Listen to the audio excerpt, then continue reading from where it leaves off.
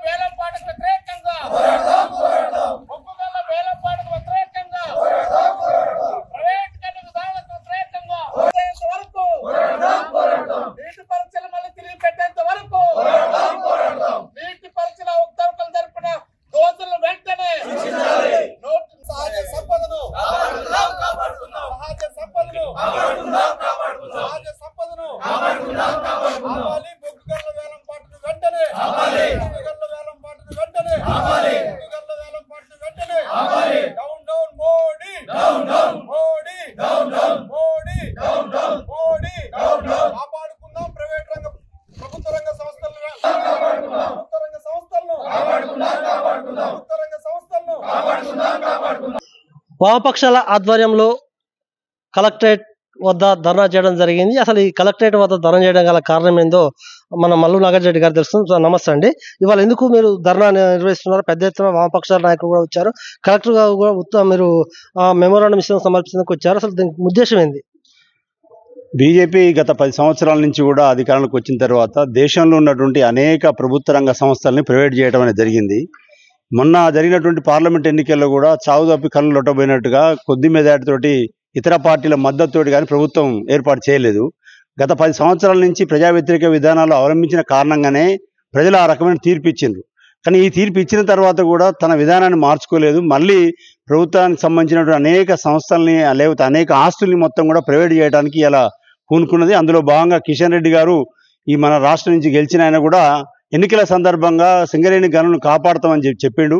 ఎన్నికలు అయిపోయిన తర్వాత గనుల మంత్రి అయిన తర్వాత ఇక్కడికి వచ్చి దేశంలో ఉన్నటువంటి 60 గనుల్ని ప్రైవేట్ చేస్తానికి ఉత్తర్వులు ఇచ్చినటువంటి పరిస్థితి ఉన్నది. అందులో భాగంగా ఇక్కడ ఉన్నటువంటి సింగరేణి గనులను కూడా ప్రైవేట్ చేస్తున్నారు. ఒకవేళ అక్కడ కనుక ప్రైవేట్ సంస్థలు కనుక వస్తే అక్కడ ఉన్నటువంటి ప్రభుత్వ రంగ సంస్థ అయినటువంటి సింగరేణి అక్కడ కార్మికులు పెద్ద ఎత్తున నష్టపోయే పరిస్థితి ఉన్నది. కాబట్టి దేశవ్యాప్తంగా ఉన్నటువంటి గనులన్నింటినీ కూడా ప్రైవేట్ చేయడం సరైనది కాదు. ముఖ్యంగా తెలంగాణలో ఉన్నటువంటి సింగరేణి పక్కనే ప్రైవేట్ ఇవ్వడం అనేది సరైనది కాదు. దానికి వ్యతిరేకంగా ఇలా ధర్నా చేస్తున్నాం. అంతేకాకుండా ఈ మధ్య దేశంలో జరిగినటువంటి నీట్ పరీక్ష దాదాపు 24 లక్షల మంది విద్యార్థులు పాల్గొన్నారు. అట్లాంటి నీట్ పరీక్ష బాగా అవినీతి కూడుకొని బీజేపీ వాళ్ళే దాని వెనకాల ఉండి మొత్తం కూడా లక్షల రూపాయలకు పేపర్ని అమ్ముకున్నటువంటి పరిస్థితి ఉన్నది. దాని పెద్ద ఎత్తున అవకతవకలు జరిగినాయి. దాంట్లో ఒక అమ్మాయి కూడా వేరే రాష్ట్రంలో చనిపోవడం కూడా జరిగింది. ఈ 24 లక్షల మందికి సంబంధించిన విద్యార్థుల సమస్య చెప్తుంటే ఇంతవరకు పట్టించుకున్నటువంటి పరిస్థితి లేదు. అందువల్ల ఆ నీట్ పరీక్షను మళ్ళీ ప్రవేశపెట్టాలి.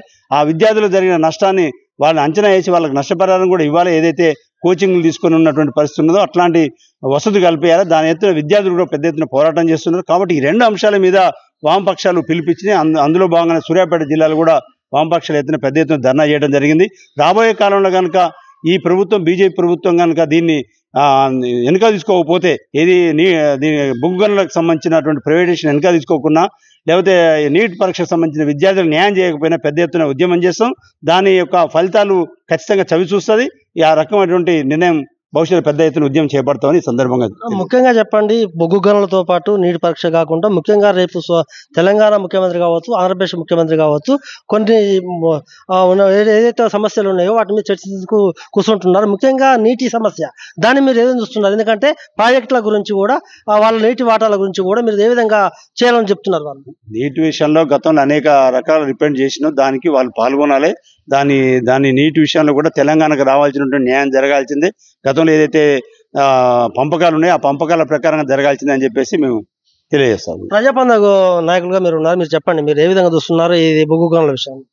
బొగ్గు గనులు అనేటువంటివి ప్రజల సంపద, ప్రజలకు దక్కాల్సిన హక్కులు. సింగరేణి ఆల్రెడీ లాభాల్లో ఉన్నదాన్ని ఈ ప్రభుత్వం అటువంటి విధానాల వల్ల నష్టాలకు పోయింది. నష్టాల సాకుతోటి ఏం చేస్తున్నారంటే ఈరోజు సింగరేణిని మొత్తం ప్రైవేటీకరణ చేయాలని చెప్పి చూస్తారు. కానీ ప్రభుత్వం తెలుసుకొని సింగరేణికి పూర్తి అధికారాలు ఉపజెపితే విపరీతమైన లాభాల బాటలో పయనిస్తే సింగరేణినే కాదు దేశంలో ఉన్న ప్రభుత్వ సంస్థలను మొత్తం కూడా ప్రైవేటీకరణ చేయాలని చెప్పేసి ఆలోచనతోటి మోడీ ఉన్నాడు. మోడీ విధానాలని, మోడీ నియంతృత్వ పద్ధతిని మనం అడ్డుకోకపోతే రేపు ప్రభుత్వ సంస్థలు అనేటువంటివి ఉండవు. ఇవి నీరుగార్చేటువంటి విధానం చేస్తున్నాను. కాబట్టి వామపక్షాలతో పాటు ప్రజలు కూడా ఈ విషయంపై ఉద్యమించవలసిన అవసరం ఉంది. డేవిడ్ గారు, మీరు చెప్పండి, మీరు సిపిఐ పార్టీ తరఫున మీరు కేంద్ర ప్రభుత్వానికి ఏం అల్టిమేట్ జారీ చేస్తారు? మోడీ మూడవసారిగా అధికారంలోకి వస్తే ఈ దేశాన్ని అమ్మేస్తాడని గతంలో ప్రచారం జరిగాది. బొటాబొటిన గెలిచిన మోడీ ఇక ప్రైవేటీకరణ తప్ప ఇంకో మార్గం లేనట్టు ఇవాళ ప్రతిదాన్ని కూడా ప్రైవేటీకరణ చేస్తాడు. గతంలో నీటు రాష్ట్రాల పరిధిలో ఉండేది, అది కేంద్ర పరిధిలోకి తీసుకుపోయాడు. దీన్ని ఒక గందరగోళంగా సృష్టించడమే కాకుండా ఒక్కొక్క పేపర్ను 30 లక్షలకు 40 లక్షలకు అమ్మిర్రు అని చెప్పారు. అమ్మిన వాడు చెప్పాడు, కొన్నవాళ్ళు చెప్పారు. అయినా కూడా అరెస్ట్ చేయకుండా, చర్యలు తీసుకోకుండా ఒక అత్యుత్తమమైన డాక్టర్ కోర్సును కూడా ఇంత హీనంగా ఇలా చూస్తున్నారు అంటే, ఇంత ఘోరంగా సీట్లు అమ్ముతున్నారంటే ఇక ఎక్కడ రక్షణ ఉంటుంది అనేది కూడా అర్థం చేసుకోవాల్సిన అవసరం ఉంటుంది. అదేవిధంగా సింగరేణి ఇవాళ ఆ బొగ్గుగొల్లో మాకు ఇవ్వండి, ఇప్పటికే లాభాలతో ఉన్నది, ప్రభుత్వానికి ఆదాయాన్ని చేకూరుస్తాం, మేము లాభాలతో ఉన్నాం మేమని అక్కడి కార్మికులు అంతా అంటుంటే, అంబానీ, అదానీ, అరవిందో లాంటి ప్రైవేట్ వాళ్ళకి ఇలా ఒప్పజెప్తున్న యొక్క పరిస్థితి. అంటే ప్రైవేటీకరణ తప్ప ప్రజల బాగోతులు చూడని యొక్క బీజేపీ ప్రభుత్వం, దానికి వ్యతిరేకంగా వామపక్షాల ఆధ్వర్యంలో పెద్ద ఎత్తున కూడా ఉద్యమం వస్తున్నది.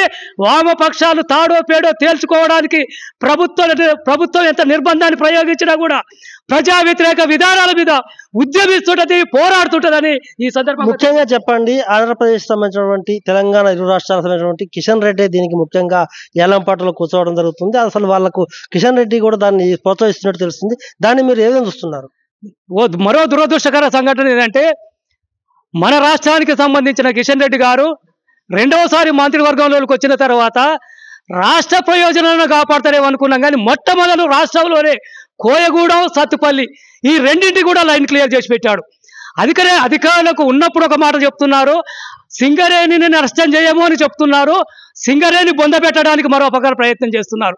లాభాలతో మేము నడిపిస్తాము, లాభాలు వేస్తామని చెప్పే యొక్క సింగరేణిని కాదని ప్రైవేట్ గొప్ప చెప్తున్నారంటేనే కోట్ల రూపాయల లావాదేవీలు దీంట్లో ఉన్నాయి. కాబట్టి ప్రైవేట్ వాళ్ళు గొప్ప చెప్తేనే మా ముడుపులు ముడతాయనే ఉద్దేశం తప్ప మరొకటి కాదు.